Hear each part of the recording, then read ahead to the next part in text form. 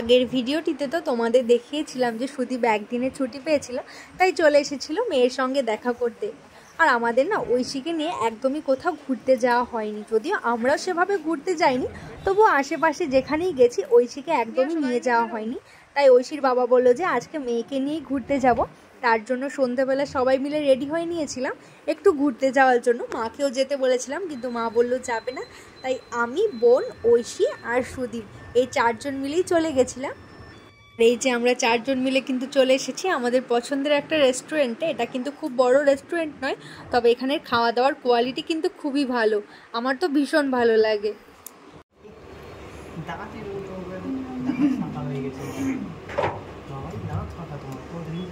আর এই দোকানের মেন বিরিয়ানিটাই সব থেকে আমাদের পছন্দের, কিন্তু আজকে না বিরিয়ানিটা খেতে একদমই ইচ্ছে করছিল না, তাই রাইস আর বলেছিলাম ঝাল ঝাল করে একটু চিলি চিকেন বানিয়ে দিতে, তো সেটাই অর্ডার করে দিয়েছিলাম।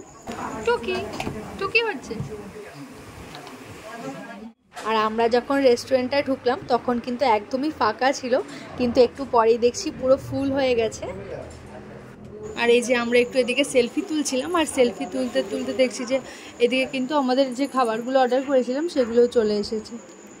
আর এই দোকানটা কিন্তু স্পেশালি বিরিয়ানির জন্যই বিখ্যাত, তাই দোকানটার নামও কলকাতা বিরিয়ানি। তবে এখানের প্রত্যেকটা খাবার যেগুলো আমি খেয়েছি এখন অবধি, প্রত্যেকটা খাবারই কিন্তু বেশ ভালো। রেস্টুরেন্টের খাবার খেতে কিন্তু আমি পছন্দ করি, তবে সেটা খুব অল্প পরিমাণে, বেশি আমি একদমই খেতে পারি না। তো যাই হোক, আমাদের কিন্তু খাওয়া দাওয়া হয়ে গেছে, আর এই যে আমরা কিন্তু বেরিয়ে পড়েছি।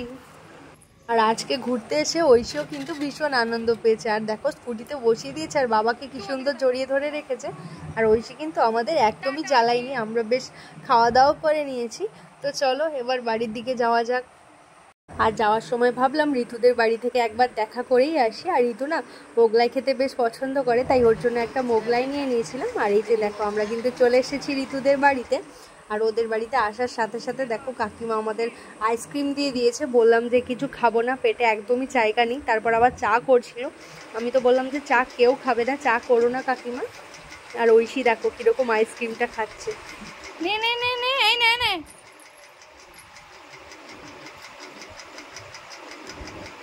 আর এই দিকে দেখো কাকিমা আবার আমাদের জন্য মোগলাইও নিয়ে এসেছে। আমাদের পেট পুরো ভর্তি, আমরা খাবো না তাও জোর করে এই যে একটা প্লেট বাধ্য নিতে হলো।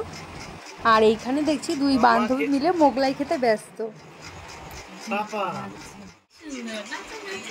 আর এই যে আমাদের মা মেয়ে দুজনেরই কিন্তু বান্ধবীর সাথে দেখা হয়ে গেল, অনেক গল্প হলো।